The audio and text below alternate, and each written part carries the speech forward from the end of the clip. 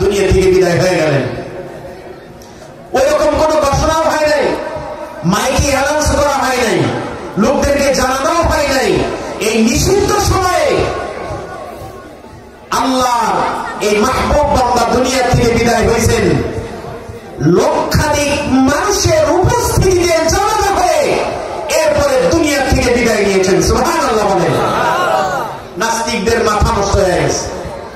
আমরা মাইকে, টিভি ও রেডিওতে, পত্র পত্রিকায় বারবার হুঁশিয়ারি করে দিয়েছি এতগুলো মানুষ একাত্র হওয়া যাবে না, কিন্তু সেই সিলেটের মাটিতে এতগুলো মানুষ একত্রিত হলো কি করে? পুলিশকে জিজ্ঞাসা করছে, বড় বড় ওসি সাহেবকে জিজ্ঞাসা করছে, তারা বলতেছে আমরা তো সব দিক দিয়ে সোচ্চার ছিলাম, কিন্তু মানুষ এতগুলো হলো কিভাবে আমরা তো বলতে পারতেছি না। আর এত অল্প সময়ের ভিতরে এতগুলো মানুষ কিভাবে হয়? নাস্তিক মোরতাদের গোষ্ঠীরা, তোমরা টের পাইবা না, তোমাদের সেই চক্ষু হয় নাই, তোমাদের সেই ব্রেন হয় নাই, তোমাদের সেটা ধরার মতন এখনো ব্রেন হয় নাই।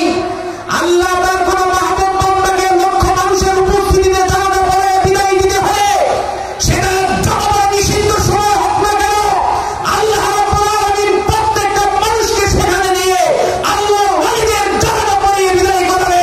তোমাদের মতন স্বৈরাচারীরা স্বৈরতন্ত্র করে একজন আলেমের জানাতে একজন মানুষকে বাধা দিয়ে রাখতে পারবে না। ঠিক কিনা বলে বলে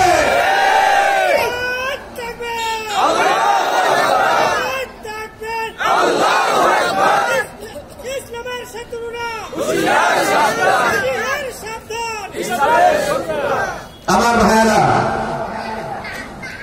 তাই বুঝতে হবে যে আমি কাদের সাথে চলবো, কার সাথে চলবো। আমি আমার পুরা জীবনটা কার সামনে অতিবাহিত করব। আমার ক্ষমতা আসবে, এই ক্ষমতায় যারা বসবে আপনার আমার ভোটে বসবে, ঠিক কিনা? বললে তো আপনার অনেকে রাগ করেন। সত্য কথাগুলো, ইতিহাসগুলো তুলে না ধরলে আপনারা পরবর্তীতে বলবেন এই কথাগুলো কেন বলেন নাই। তারপরেও কিছু কিছু বলার চেষ্টা করবো ইনশাআল্লাহ। বলেন। অনেকের খারাপ লাগতে পারে, আবার আওয়াজটা বলেন না, ভালো লাগতে পারবে। ফেরাউন কে, নমরুদ কে, আবু জেহেল কে দুনিয়া থেকে খুব সম্মান ইজ্জতের সাথে বিদায় হয়েছে, তাই না? না, সম্মানের সাথে নমরুদের জুতাতে পিটাইছে, এই করে কয়েকজনে লাঠিতে পিটাইছে, ইচ্ছা মতন থাপড়াইছে। ডাক্তারে তো থাপড়াইতে থাপড়াইতে তার হাতের অবস্থা কাহিল। নমরুদে বলে দিছে আমি আর আপনার চাকরি করবো না। কেন বাজার, তুমি চাকরি করবো না কেন? এতগুলো থাপড়কে একজন মানুষের দেওয়া যায় মাথার মধ্যে? আপনি কতক্ষণ থাপড়াইতে পারবেন? বলতেছেন বাদশাহ আমি আর চাকরি করবো না, আমার জায়গায় অন্য জনের নিয়োগ দেন, আমার হাতের অবস্থা ভালো না। বলতেছে উজির আজাদ দেয়, সবাইকে বলেন ঠিক আছে নিয়োগ দাও। নিয়োগ দেওয়া হলো, থাপড়াও। এখন থাপড়ে কাজ হয় না, জুতাতে পিটাও, তাও কাম হয় না। তুই পিটাইতেই থাকবি যতক্ষণ না পর্যন্ত আমি না করবো, ততক্ষণ পিটাইতেই থাকবি। যত বড় ক্ষমতা দেখাইছিল, ক্ষমতাটা কি দেখাইছিল? বলছিল আমি সবচেয়ে বড় খোদা। নাউজুবিল্লাহ বলেন। আওয়াজটা বলেন না, কি বলছিল? ইব্রাহিম আলাইহিস সালামকে ডাইকা আনছে স্টেজের সামনে। ডাইকা আনার পরে জিজ্ঞাসা করতেছে, ইব্রাহিম আলাইহিস সালাম সবাই আমার খোদা মানে, খালি তুই মানুষ না। তুই যদি খালি মানুষ তাইলে আর কোন সমস্যাই থাকে না। তুই কি জন্য মানুষ না কত? তো হযরত ইব্রাহিম আলাইহিস সালাম বলেন, সবাই মানছে, আমি মানতে পারি না, দুই একটা কারণ তো আছে। শুন, আমি খোদা মানতে পারি না। আপনি কি চিরদিন পয়সা থাকবেন না মরবেন? সবার সামনে প্রশ্ন করছে, আসলে কি নমরুদ চিরদিন পয়সা থাকবে? যারা আওয়াজ দিলেন না তাদের মনে মনে হয় নমরুদ এখনো পয়সা আছে না? আওয়াজ দিয়ে বলেন, স্বৈরাচারীরা, অপরাধীরা, জালেমরা, জুলুমকারীরা চিরদিন পয়সা থাকে? যদিও থাকে, তাদের স্মরণ যারা করে তারা ঘৃণা করে, প্রত্যাখ্যান করে স্মরণ করে, ঠিক কিনা? যারা হজ করতে যান, আবু জেহেলের বাড়ি কি জন্য যান? এত কষ্ট করছি, জঙ্গলের পানি পান করছি, ঘাম বেড়েছে, একটু প্রস্রাব একটু পায়খানা করে যায় আবু জেহেলের বাড়িতে। এটাই আনন্দ, এটাই মজা। এই জন্য জালেমরা যত ক্ষমতা দেখা, কিন্তু আল্লাহ রাব্বুল আলামিনের বিরুদ্ধাচরণ যখন করেন, আল্লাহ রাব্বুল আলামিন বরদাস্ত করেন না। ঠিক কিনা? জুলুম করে আল্লাহ বরদাস্ত করেন না, আল্লাহ পাক তাকে সমলোক্ষাত করে দেন। একটু জিকির করি, সুবহানাল্লাহ, আলহামদুলিল্লাহ, লা ইলাহা ইল্লাল্লাহ। জয়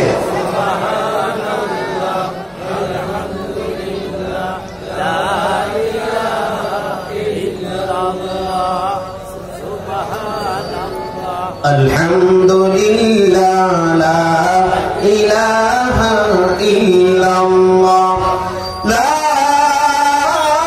ইলাহা ইল্লাল্লাহ, মুহাম্মাদুর রাসূলুল্লাহ সাল্লাল্লাহু আলাইহি ওয়াসাল্লাম। বলতে চেয়েছিলাম, আমল যার যেমন হবে, কবরটা তার তেমন হবে। এই জন্য ভাইয়েরা আমার, মুরব্বী বাবারা, যুবক ভাইয়েরা, শীতের দিন যায়, আমরা শীতের দিন ঘর থেকে মসজিদ পর্যন্ত আসতে পারি না, আর মানুষের কাছে লেকচার দিয়ে দেয় জান্নাতের উচ্চ জান্নাত আমার জন্য আল্লাহ পাক রেখেছে। তুমি নামাজ আযান দিলে পরে ঘর থেকে মসজিদ পর্যন্ত আসার তোমার হিম্মত নাই, তোমার শক্তি নাই, এই ঈমানটা তোমার নাই, কবরের ঘাটির থেকে তুমি জান্নাতে যাবে সেই সাহস তুমি কি করে পেলে? আমার ভাইয়েরা, এই জন্য প্রত্যেকটি মানুষকে আল্লাহ রাব্বুল আলামিন যে সময়গুলো দিয়েছেন, সময় মতো যদি আমল তুমি না করো, লোকটি যেই গর্ত দেখছেন, গর্তের ভিতরে সাপ, তাহলে আমার আর আপনার কবর যদি অন্ধকার হয়, ভিতরে যদি সাপ হয়, তাহলে সেই সাপের সাথে অন্ধকার কবরে মোলাকাতটা ভয়ানক হবে। ঠিক কিনা ধরে বলে? নামাজের আযান দিলে বলে পুরুষ লোকদের এখানে থাকেন, মসজিদে এসে উপস্থিত হয়ে জামাতের সাথে নামাজ পড়বো, রাজি আছেন তো ইনশাআল্লাহ? এরপরে হুজুর লোকটিকে বলছেন, শোনো, তুমি যে গর্তটা দেখছো তোমার কবর, আর কবরটা তোমার ভালো হবে যদি তোমার নেক আমল হয়। আর যে ডালে বসেছিলে, ডাল দুইটো সাদা আর কালো, এ দুধ যে কাটতেছিল, সাদাটা হলো দিন এর প্রতীক, আর কালোটা হলো রাত এর প্রতীক। তো রাত আর দিনে তোমার হায়াতটাকে কেটে দিচ্ছে। ঠিক কিনা? হায়াতটাকে আস্তে আস্তে কেটে দিচ্ছে। তাই আমরা মুরব্বী যারা আছেন, বুড়া হয়ে গেছেন, দাড়ি পাকছে, মাথার চুল পাকছে, আমরা মনে করি তাদের বয়স অনেক হয়ে গেছে, কিন্তু বয়স অনেক হয় নাই। যতদিন বয়স ছিল তার থেকে এতদিন মাইনাস হয়ে গেছে, আর অল্প দিন সময় আছে। ঠিক কিনা? আর অল্প দিন সময় আছে। আর আমরা যুবকেরা কি মনে করি আমরা বহুদিন সময় পাবো? ভাই, আল্লাহ রাব্বুল আলামিন কাকে কখন কোন সময় টান দিয়ে নিয়ে যাবে পৃথিবীর মানুষ তাকায় দেখবেন, কিন্তু এক চুল পরিমাণ বাঁচানোর চেষ্টা করেও কোনো সফল করতে পারবে না। আল্লাহ রাব্বুল আলামিনের গোলাম বলেন, তোমার দিন এবং রাতে তোমার হায়াতটা আস্তে আস্তে আস্তে করে কেটে দিচ্ছে। এই হায়াতগুলো পেয়ে তুমি কখনো কখনো বাজারে সময় কাটাও, কখনো কখনো রাস্তাঘাটে সময় কাটাও।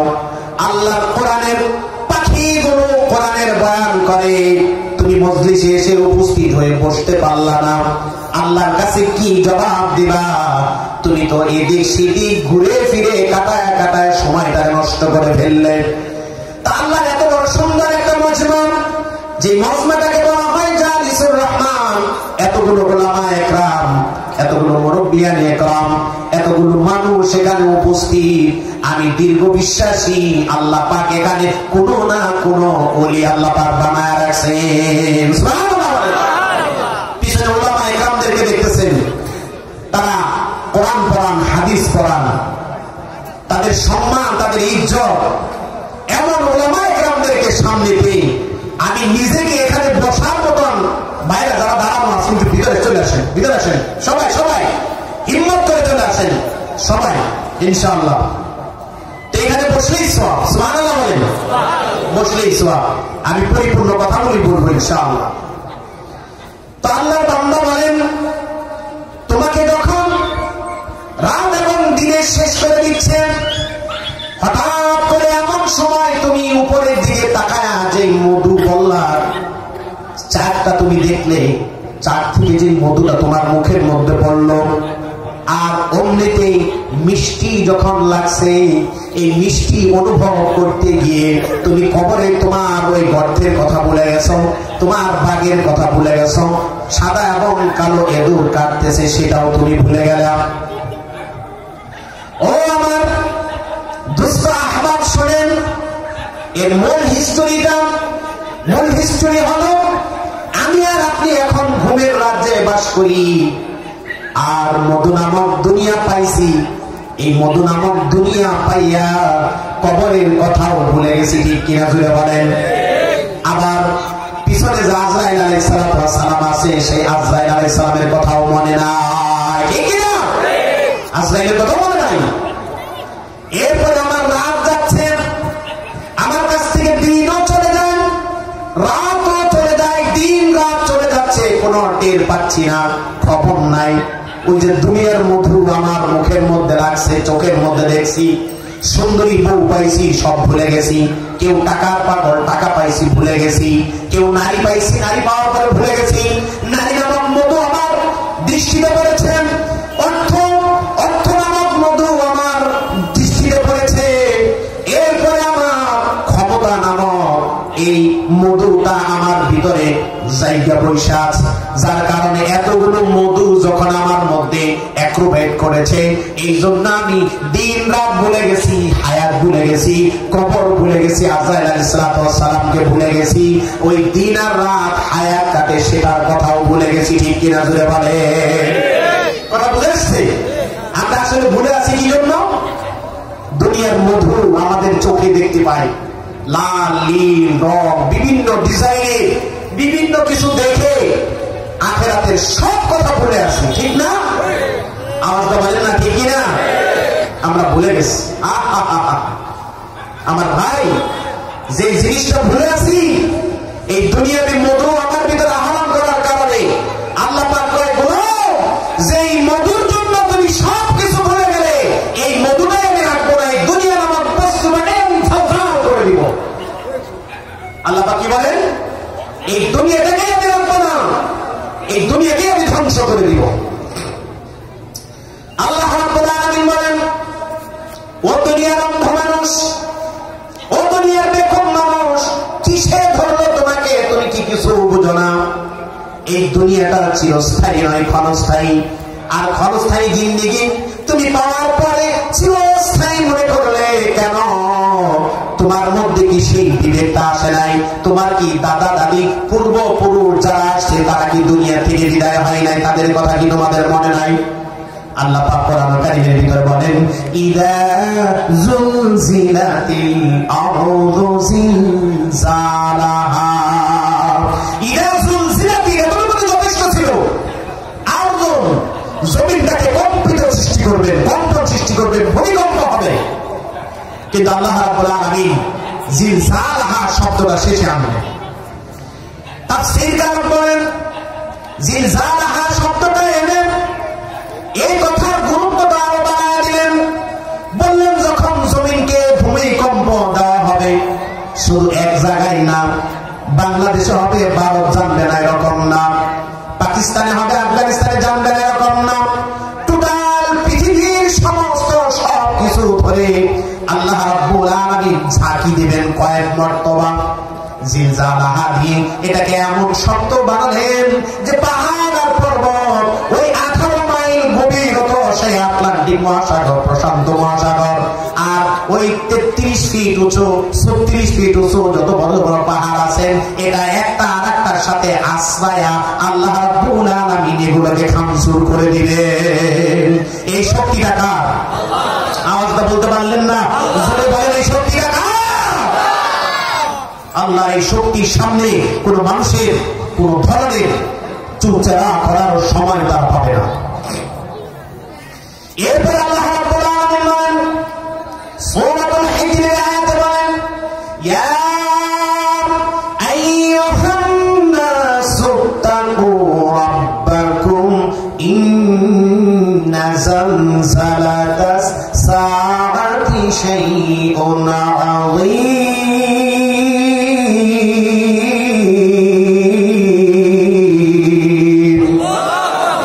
আল্লাহ রাব্বুল আলামিন বলেন ঈমানদারদেরকে ডাক দেন নাই, কোন মুমিন মুসলমানদেরকে কোন জাতিকে উল্লেখ করে বলেন নাই, গোটা পৃথিবীর মানুষকে আল্লাহ রাব্বুল আলামিন ডাক দিয়ে বললেন ইয়া আইয়ুহান নাস, হে দুনিয়ার লোক সকল, ইত্তাকু রাব্বাকুম, তোমার প্রভুকে, তোমার রবকে, যিনি তোমাকে পালে, যিনি তোমাকে লালন করে, যিনি তোমাকে সাহায্য করে, যিনি তোমাকে সহযোগিতা করে, যিনি তোমার ঘুম পাড়ায় দেয়, যিনি ক্ষুধা নিবারণ করে, তোমার দৃষ্টি শক্তি দিয়েছে, তোমার ব্রেনে কাজ করার শক্তি আল্লাহ দিয়েছেন, তোমার হাত পায়ে কাজ করে এমন রব, সেই রবকে ভয় করার জন্য আল্লাহ পাক ডাক দিয়ে বলে দিলেন।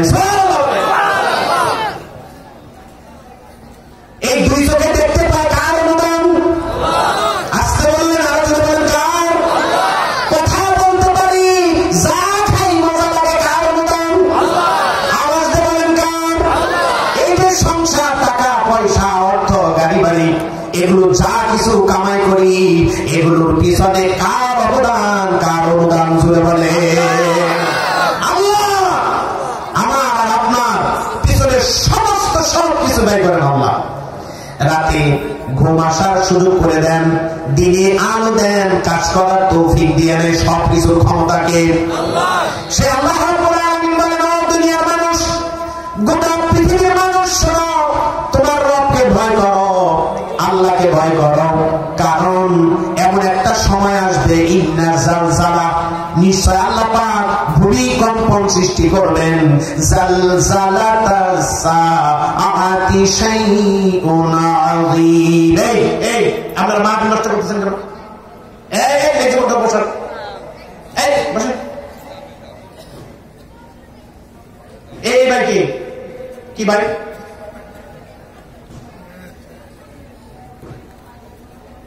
মাঝখান থেকে উঠলে মাহফিল নষ্ট হয়, কথা বলার দাস থাকে না। একটু কিছুক্ষণের জন্য একটু কষ্ট করে বসে থাকতে পারবেন না? আবার বলেন পারবেন না? একটু কষ্ট করে বসবে, কোরআনের আলোচনা হচ্ছে, কোন স্বৈরাচার এবং কোন নির্দিষ্ট কোন মানুষের প্রশংসা করা হচ্ছে না, ঠিক কিনা? আল্লাহর কথা বলা হচ্ছে, আমরা আল্লাহর গোলাম। আমরা কার গোলাম? আল্লাহর গোলাম। কোরআনের আলোচনা যেখানে হয় সেখানে যেন আমার কথা এবং আমার নড়াচড়ার দ্বারা যেন মাহফিল নষ্ট না হয়, এই দিকে খেয়াল করবো, ঠিক কিনা? এই জন্য খুব সাবধান, খুব খবরদার। মাহফিলে আসছি, শেষ করার চেষ্টা করবো, জরুরত তো থাকবে, চুপে চাপে যাওয়ার চেষ্টা করবো। একসাথে এতগুলো উঠে যান, বসেন, মাহফিল নষ্ট হয়। আল্লাহ পাক এগুলো বুঝার তৌফিক দান করুন বলি আমিন। আওয়াজ দেবেন আমিন। যখন কম্পন সৃষ্টি করবেন, ইন্না জালজালাতাস সাআতি শাইউন আযীম, এমন ভাবে কম্পন সৃষ্টি করবে, পাহাড়, নদ, নালা, সাগর, আসমান, জমিন সব কিছু একাকার হয়ে যাবে, মানুষগুলো কিছুই বলতে পারবে না, শুধু চাতক পাখির নয় তাকায় থাকবে। আল্লাহু আকবার বলেন। আল্লাহ রাব্বুল আলামিন, আমরা মনে করতেছি শুধু জমিনের মধ্যে ভূমিকম্পন সৃষ্টি করবে না, কিছু মনে হবে না। আল্লাহ পাক সূরাতুল ইনফিতারের ভিতরে বলেন, ইদাস সামাউন ফাতারাত। আল্লাহু আকবার।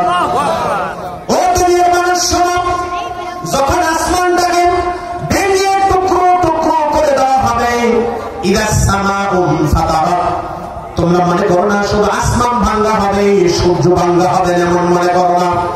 আল্লাহ পাক অন্য কোরআন, অন্য সূরার ভিতরে আল্লাহ বলেন, ইদাশ শামসু কুবিরাত, এবং কি সূর্যটাকেও ভেঙে টুকরো টুকরো করে ছড়ায়া ছিটায়া দেওয়া হবে। আল্লাহু আকবার। তখন এই দুনিয়াটা অন্ধকার আচ্ছন্ন হয়ে যাবে। মিয়া, দুনিয়ার এই সাধারণ মুখে পড়ে সব কিছু ভুলে গেলাম, আল্লাহর ইবাদত ভুলে গেলাম, সব কিছু নিয়ে আমরা আনন্দ ফুর্তিতে আছি, কিন্তু আল্লাহর কথা স্মরণ করি না। এমন সময় আসবে তোমার পাশে দাঁড়ানোর মুখ তুমি খুঁজে পাবে না, ঠিক কি না বলেন? আল্লাহ রাব্বুল আলামিন বলেন, শোনো, যখন আসমানের সূর্যটাকে ভেঙে টুকরো টুকরো করে চতুর্দিকে চতুর্দিকে ছড়ায় ছিটা দেওয়া হবে। শুধু যে তা দেওয়া হবে তাই নয়, তাহলে তারকা হয়ে যাবে। আল্লাহ রাব্বুল আলামিন পরের আয়াতে বলেন ওয়া ইদান নুজুম কাদারাত, তোমরা যে আসমানের যে তারকারাজিগুলো দেখো, তারকারাজিগুলোকেও এমন ভাবে ছড়িয়ে ছিটিয়ে ভেঙে খামচুর করে দেওয়া হবে, কিছুই থাকবে না। ওয়া ইদাল কাওয়াকিবু তাফাওয়াত, আমরা মনে করতেছি শুধু আকাশে তারকা সূর্য আসমানগুলো ভাঙবে, জমিন ভেঙে ফেলবে, তাহলে তো সাগর বাকি থাকবে, আমরা সবাই দৌড়াইয়া সাগরে গিয়ে পালায়া যাবো, এরকম নিয়ত আছে? আওয়াজ দিয়ে বলেন। আল্লাহ পাক সাগর সম্পর্কে বলছেন ওয়া ইদাল বিহারু ফুজ্জিরাত, তোমরা যে সাগরগুলো দেখছো, সাগরের তলদেশে আমি আল্লাহ রাব্বুল আলামিন আগুন ধরায়া দেব, সাগরের পানি থাকবে না, সাগর ফেটে চৌচির হয়ে যাবে। তোমরা কোথায় লোকাবে? জিনারা বলেন, নবীজি বলেন, জিনারা দৌড়িয়ে সাগরের কাছে আনবে, সাগর থেকে খবর নিয়ে মানুষকে বলার চেষ্টা করবে, কিন্তু আল্লাহ পাক এমন একটা বাতাস সৃষ্টি করবেন, ওই বাতাসটা জিনেদের লাগার সাথে সাথে তারা ওই সাগর এবং নদী নালার কিনারে পড়ে থাকবে, মারা যাবে। একটা সংবাদও ওইখান থেকে চুল পরিমাণ সংবাদ দূরে গিয়ে পৌঁছাইতে পারবে না। এই ক্ষমতা কার? আর আমরা দুনিয়া নিয়ে কত আনন্দ ফুর্তি যাচ্ছি, মনে হয় মরতে হবে না, আসছি আর মরবো কবে? নো চিন্তা, নো ফুর্তি, energy drink can be many. না ভাই না, আল্লাহ রাব্বুল আলামিন ইন্তেকাম দিলেন, পরীক্ষার জন্য দুনিয়াতে দিয়েছেন। আমার ভাইরা, আল্লাহ পাক সাগরের নিচে আগুন ধরায় দিলেন। ওয়া ইদাল বিহারু সুজ্জিরাত, সাগরের মধ্যে আগুন ধরাও করে দেব। এরপর আল্লাহ রাব্বুল আলামিন বলেন, আমি যখন জমিন ধাক্কা দেব, সূরা জিলজালের দ্বিতীয় আয়াতে বলেন ওয়া আখরাজাতিল আরদু আসকালাহা, এই কম্পন সৃষ্টি হওয়ার সাথে সাথে মাটির নিচে যারা ছিল আল্লাহ রাব্বুল আলামিন সবাইকে নিজের আপন গতিতে পূর্বে যেমন ছিল এমন করে বানায় আল্লাহ পাক তাকে আবার ফেরত দিলেন। সুবহানাল্লাহ। আউয়ালা মাররাতিন ওয়া ইলাইহি তুরজাউন, তুমি শুরুতে যেমন ছিলে মাথার থেকে পা পর্যন্ত হাজার হাজার বছর মাটির নিচে থাকার পরেও সবকিছু হারায় গেলেও আল্লাহর একটা হুকুমের সাথে সাথে তোমার মাটিয়ে সব চামড়া গোস্ত তোমাকে আবার লাগায় দিবে, তুমি ফট করে আবার মাটির নিচ থেকে উঠে দাঁড়ায় যাবে। সুবহানাল্লাহ। আল্লাহ পাক কোরআন কারীমে বলেন ওয়া ইযাল কুবুর